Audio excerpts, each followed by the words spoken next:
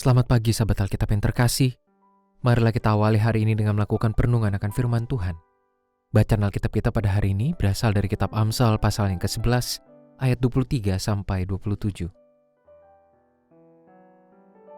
Keinginan orang benar hanyalah yang baik, harapan orang fasik hanyalah murka. Ada yang gemar memberi tetapi bertambah kaya. Ada yang menghemat secara berlebihan namun selalu kekurangan. Siapa banyak memberi berkat, diberi kelimpahan. Siapa memberi minum, ia sendiri akan diberi minum.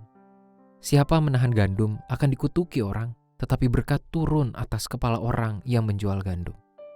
Siapa mengejar kebaikan akan disenangi orang, tetapi siapa mengejar kejahatan akan ditimpa kejahatan. Kita mungkin sudah tidak asing lagi dengan ungkapan rajin pangkal pandai, malas pangkal bodoh, hemat pangkal kaya. Namun pada kenyataannya, ternyata tidaklah sesederhana demikian. Persoalannya adalah tidak sedikit orang yang justru bersifat semakin egosentris, sehingga alih-alih berhemat, mereka justru cenderung pelit. Mereka menyangka dengan menjadi pelit dapat mengantarkan mereka kepada kelimpahan material. Ada pula yang memanipulasi kata rajin ke dalam sikap rakus. Mereka seolah rajin untuk mengumpulkan uang, padahal dilakukan dalam cara-cara yang justru melukai banyak perasaan dan hukum yang berlaku. Itulah sebabnya menjadi rajin dan berhemat tetap memerlukan kepekaan rasa dalam menyadari perannya sebagai manusia yang hadir untuk sesama. Di dalam pemahaman hidup beriman, kita tentu sudah akrab dengan ajaran bahwa setiap umat Tuhan diutus juga untuk menjadi saluran berkat dan kasih Tuhan bagi dunia di mana mereka hidup. Pesan ini pula yang muncul dalam teks bacaan Amsal pada hari ini. Bahkan penyair Amsal dengan berani menyimpulkan bahwa menahan banyak harta tidak menjamin hidup berkelimpahan, dan banyak memberi juga tidak pasti membawa kemelaratan.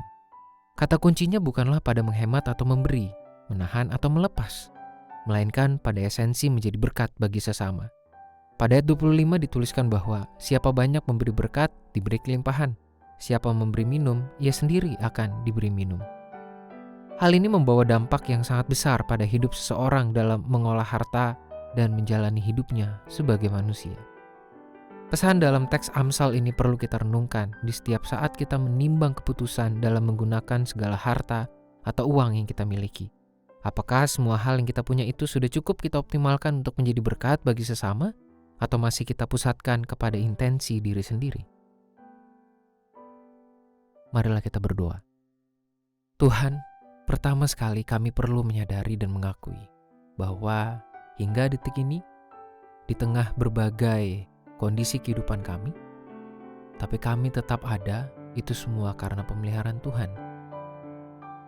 Mungkin ada di antara kami yang sedang bergumul, memikirkan banyak hal terkait pekerjaan, perekonomiannya, mempertanyakan juga kepada Tuhan tentang betapa beratnya situasi hidup yang harus dia hadapi. Tetapi kami juga perlu mengakui bahwa hidup kami selalu ada di dalam pemeliharaan Tuhan.